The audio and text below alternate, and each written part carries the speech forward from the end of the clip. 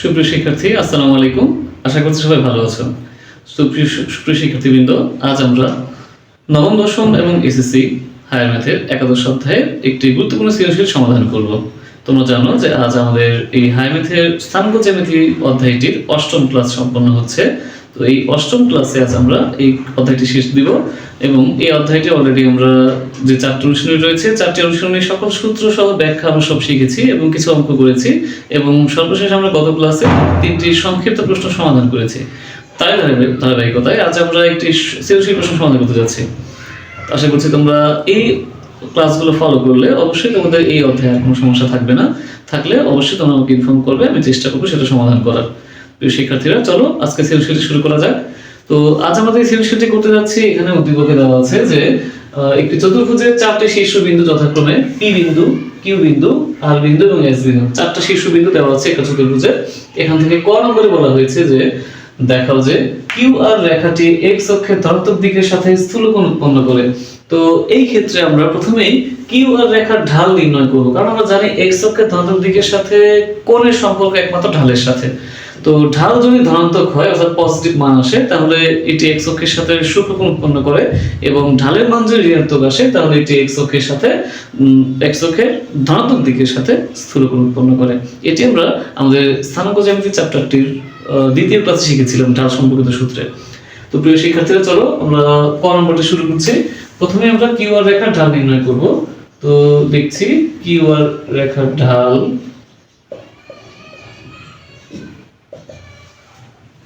Q R রেখার ঢাল এই যে কিউ বিন্দু এবং আর বিন্দু যে দেওয়া আছে, এটাকে আমরা মনে মনে এটিকে x1 y1 এবং এটিকে x2 y2 ধরে নিব। ধরে নিয়ে আমরা মান বসাবো সূত্র অনুযায়ী। তো এটি যদি y2 হয়, আমাদের সূত্র হচ্ছে y2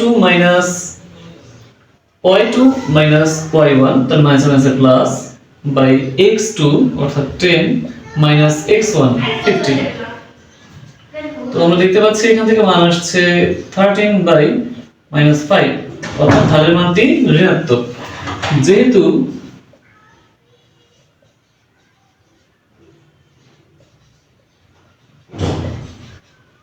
ঢালের মান ঋণাত্মক, সুতরাং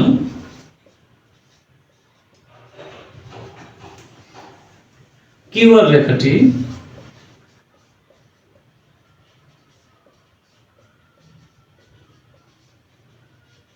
এক্স অক্ষের ধনাত্মক দিকের সাথে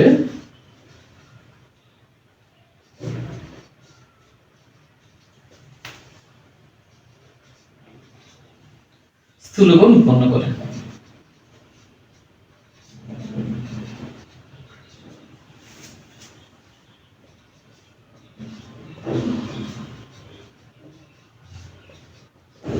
এই হচ্ছে ক নম্বর। অর্থাৎ আমাদেরকে যদি স্থূলকোণ উৎপন্ন করে কিনা সেটা দেখাতে বলে আমরা ঢাল নির্ণয় করে দেখাবো যে ঢালটি ঋণাত্মক এসেছে।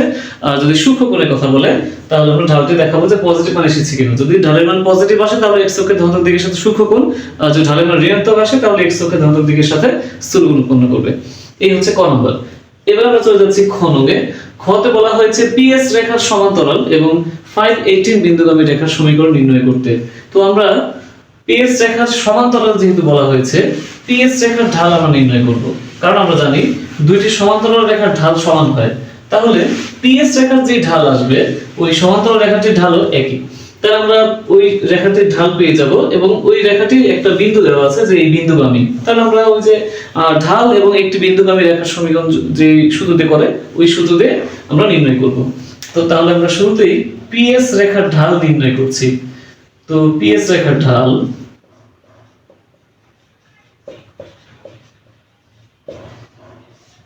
পিএস, তাহলে আমরা পি বিন্দু এবং এস বিন্দু এই দুই বিন্দু দিয়ে কাজ করব। আমরা পি বিন্দুকে ধরছি মনে মনে x1 y1 এবং এস বিন্দুকে ধরছি x2 y2। তো ঢালের সূত্র অনুযায়ী y2 মাইনাস প্লাস y1 এবং x2 মাইনাস প্লাস 5x1। তাহলে আমরা মান পাচ্ছি 13/-5 এটি। প্রশ্ন মতে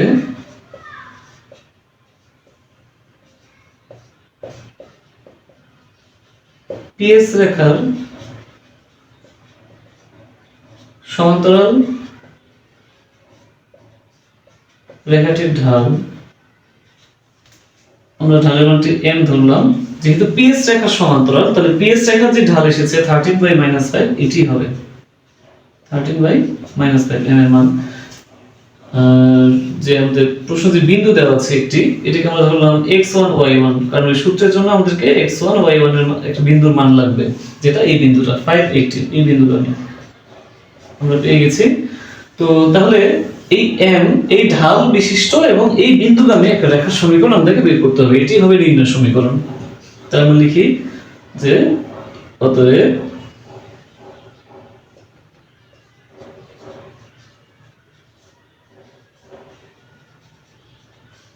m ঢাল বিশিষ্ট এবং x1 y1 বিন্দুগামী রেখার সমীকরণ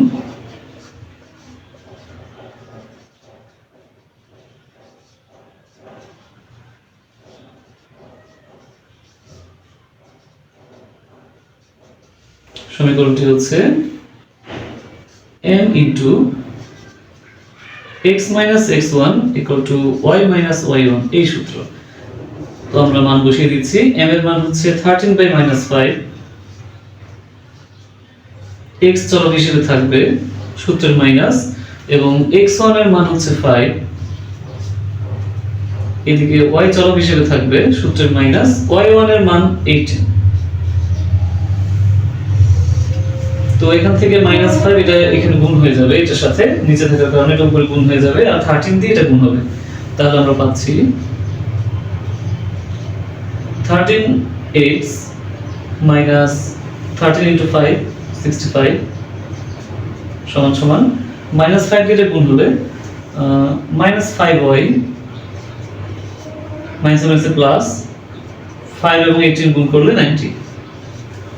তাহলে সমীকরণটা যদি আমরা সাজিয়ে লিখি এই পাশে নিয়ে এসে সবকিছুকে, তাহলে আমরা পাবো 13x plus 5y minus 65 আর minus 90 মিলে হবে -155 equal to 0। এই হচ্ছে নির্ণয় সমীকরণ, এটি আমাদের आंसर।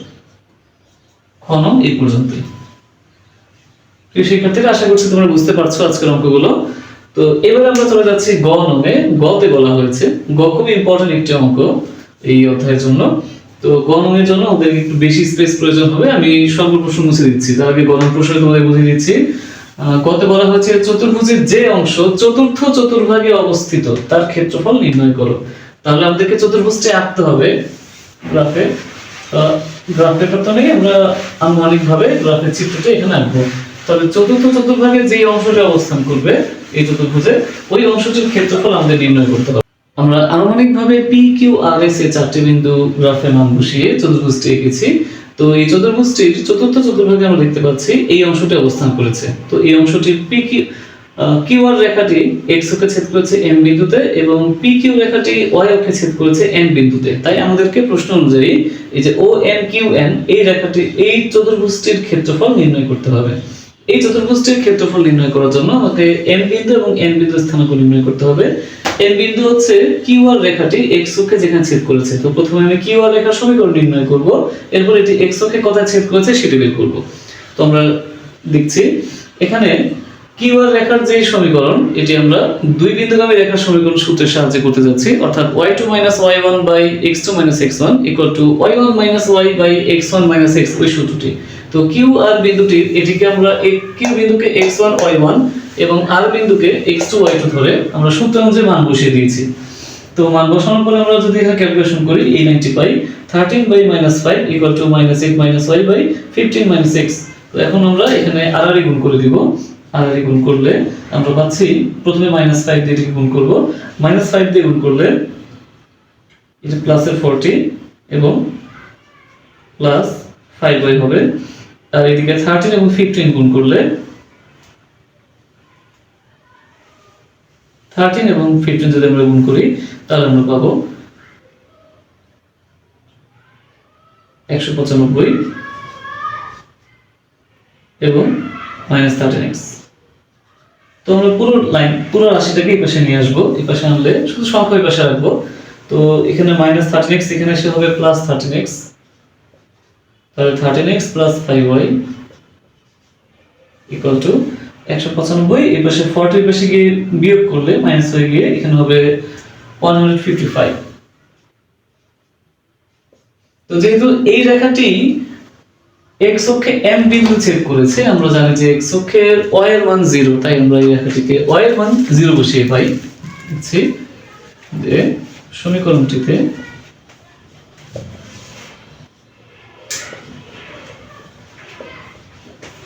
y = 0 বসিয়ে পাই,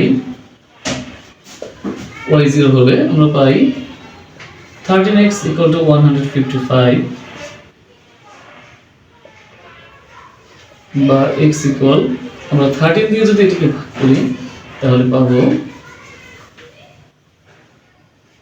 13 দিয়ে ভাগ যায় না, তো এটি এইভাবেই থাকবে 155/13।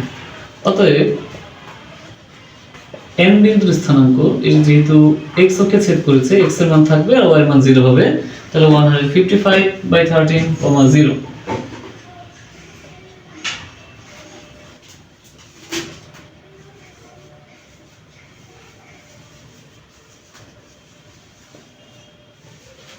আমরা একই রকম ভাবে এখন PQ রেখার সমীকরণ নির্ণয় করব এবং PQ রেখাটি n বিন্দুতে ছেদ করবে, ওই n বিন্দুটির স্থানাঙ্ক বের করতে হবে। যেহেতু y অক্ষে ছেদ করেছে তখন আমরা x এর জায়গায় 0 বসাবো। তো আমরা এখন PQ রেখার সমীকরণ নির্ণয় করছি।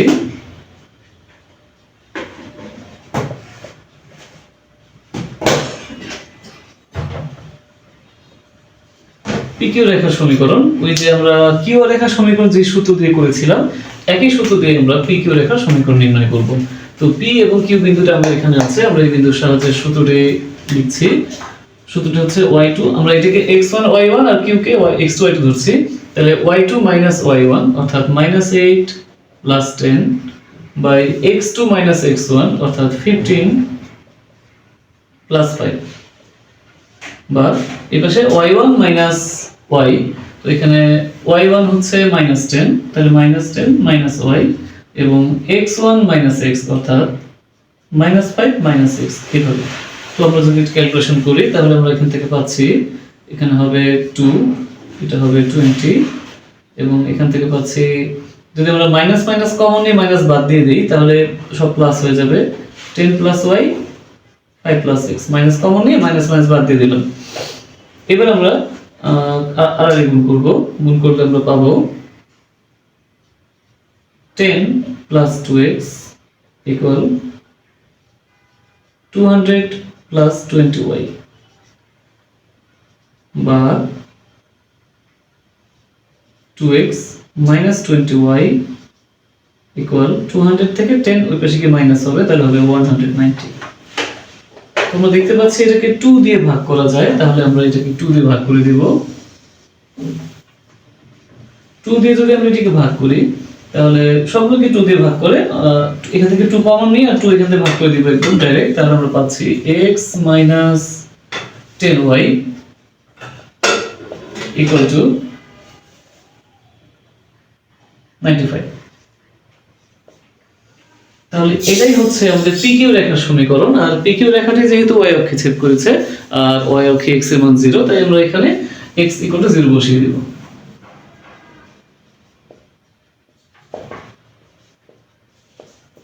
সমীকরণটিতে x = 0 বসিয়ে পাই,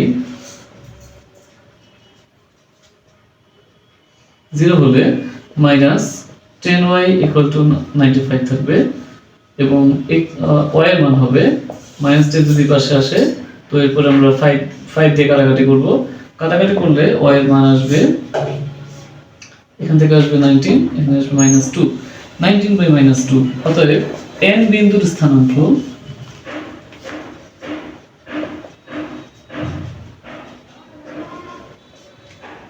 এখানে x এর মান 0, তাহলে 0, 19/-2, এটা n বিন্দুর স্থানাঙ্ক। তো আমরা আমাদের m বিন্দু এবং n বিন্দু পেয়েছি এবং q বিন্দু আর o বিন্দু আমরা আগে থেকে জানি।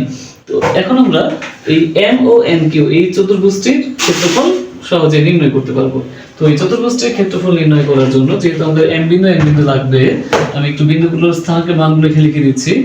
n বিন্দু,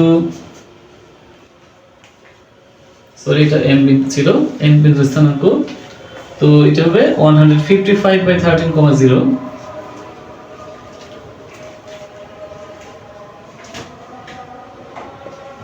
এবং n বিন্দু 0 19/-2।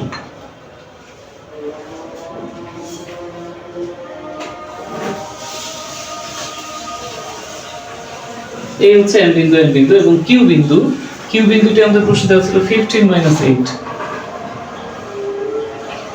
মানগুলো লিখে নিলাম আর কত 0 0। এবার আমরা চতুর্ভুজের ক্ষেত্রফল নির্ণয় করব। আমরা 1.2 যে ক্ষেত্রফল নিয়মের সূত্র শিখেছিলাম যে ঘড়ি কাঁটার বিপরীত দিকে বিন্দুগুলো আবর্তিত করলে সেই বিন্দুগুলোর স্থানাঙ্ক বসিয়ে যেভাবে ক্ষেত্রফল নির্ণয় করে এই প্রসেসটা আমরা এখন এখানে প্রয়োগ করব। তো এখানে আমরা যেহেতু n বিন্দু পেয়েছি, আমরা এই অংশগুলো সবগুলো মুছে ফেলছি, শুধু শেষের অংশটুকু এখন করতে যাচ্ছি ক্ষেত্রফল নির্ণয়। তো এই ক্ষেত্রফলটি চতুর্ভুজটির নাম হচ্ছে MONQ। তো যদি আমরা ঘড়ি কাঁটার বিপরীত দিকে আমরা আবর্তিত করি তাহলে বিন্দুগুলো এইভাবে পাবো। এখান থেকে সিরিয়াল আমরা যে কোনো একটি বিন্দু থেকে শুরু করে খুব সহজে ক্ষেত্রফল নির্ণয় করতে পারবো।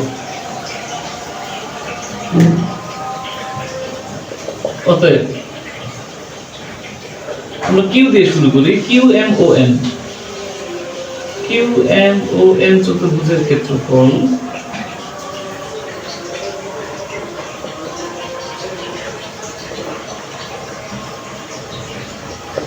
হাফ, আমরা কিউ বিন্দু দিয়ে শুরু করছি 15 - 8। ঘড়িটার বিপরীত দিকে গেলে কিউ এর পরে m বিন্দু আসবে, তাহলে আমরা লিখব 155/13 এরপরে আমরা m এর পরে o বিন্দু পাবো এই চতুর্ভুজটিতে, তাহলে o বিন্দু হচ্ছে 0 0। o এর পরে আমরা পাচ্ছি n বিন্দু হচ্ছে 0 19/-2 এবং সর্বশেষ আবার কিউ বিন্দু, তাহলে 15 - 8। তো বর্গ একক মূলবাস। এবারে আমরা হাফ দিয়ে মূলবাস লিখে এবারে 50 থেকে শুরু করে কোণাকুণি গুণ করব। এটা হবে 0 প্লাস এটাও 0 প্লাস এটাও 0 প্লাস এটাও 0। এবার সূত্রের মাইনাস, এবার এই দুটো যদি আমরা গুণ করি মাইনাসে মাইনাসে প্লাস হয়ে যাবে এবং 8 দিয়ে 155 গুণ হয়ে যাবে। গুণ করলে আমরা পাবো 0 44 এর 4 12 আর নিচে 13। সূত্রের মাইনাস 0 সূত্রের মাইনাস 0 সূত্রের মাইনাস এবং এটা গুণ করলে আমরা গুণফল পাবো মাইনাসে, তাই মাইনাসে মাইনাসে প্লাস দিচ্ছি। আর এটা গুণ করলে আমরা পাবো 15 এবং 19 গুণ করতে হবে আমাদেরকে। তো 15 এবং 19 যদি আমরা গুণ করি তাহলে আমরা পাবো এখান থেকে 285/2 বর্গ একক। তো এটা যদি আমরা ক্যালকুলেশন করি তাহলে হাফ, আর এই দুটো শুধু সবই তো 0, শুধু এই দুটো যোগ হবে। তো এই দুটো আমরা ক্যালকুলেটরে সুন্দর করে যোগ করে দিব। ক্যালকুলেটর যোগ করলে আমরা যোগ করতে পারবো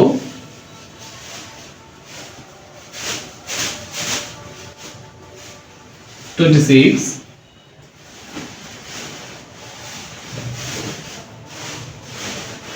6185 তো বর্গ একক। এরপর এটিকে যদি আমরা 2 দিয়ে গুণ করে দিই তাহলে এখানে হবে 52 আর নিচে উপরে 1 দিয়ে গুণ করলে এটি হবে 6185 বর্গ একক। তো শিক্ষার্থীরা এই হচ্ছে আমাদের অঙ্ক, এটি হচ্ছে চতুর্ভুজের ক্ষেত্রফল। তো আশা করছি তোমরা বুঝতে পেরেছো। এইভাবে যে কোনো চতুর্ভাগেরই তোমাকে অংশের ক্ষেত্রফল বের করতে বলতে পারে। তো যে চতুর্ভাগই বলবে তুমি আগে প্রথমে দেখবে যে তোমার এই চতুর্ভুজের বাহুগুলো ওই চতুর্ভাগের অক্ষগুলোকে কোন কোন বিন্দুতে ছেদ করেছে সেগুলো নির্ণয় করতে হবে, তারপর ক্ষেত্রফল। তো এই নিয়মটি খুবই ইম্পর্টেন্ট পরীক্ষায় আসার জন্য। তো আশা করছি তোমরা বুঝতে পেরেছো। আজকে ক্লাস তোমাদের কেমন লাগলো অবশ্যই কমেন্ট করে জানাবে। তোমরা আমাদের ক্লাসটি একযোগে দেখতে পাচ্ছ আমাদের ফেসবুক পেজ সুমনস ম্যাথ কেয়ার এবং ইউটিউব চ্যানেল সুমনস ম্যাথ কেয়ারে। তো এখনো যারা সাবস্ক্রাইব করোনি ইউটিউব চ্যানেল অবশ্যই সাবস্ক্রাইব করবে এবং যারা ফেসবুক পেজে এখনো ফলো করোনি অবশ্যই ফলো করবে। আমাদের ক্লাসগুলো এখান থেকে উপভোগ করবে নিয়মিত। আশা করছি তোমাদের আজকের ক্লাস ভালো লেগেছে। তো প্রিয় শিক্ষার্থীরা আজকের ক্লাসে এখানে শেষ করছি। ইনশাআল্লাহ দেখা হবে পরবর্তী ক্লাসে অন্য কোনো টপিকস নিয়ে। সবাই ভালো থেকো, সুস্থ থেকো। আসসালামু আলাইকুম।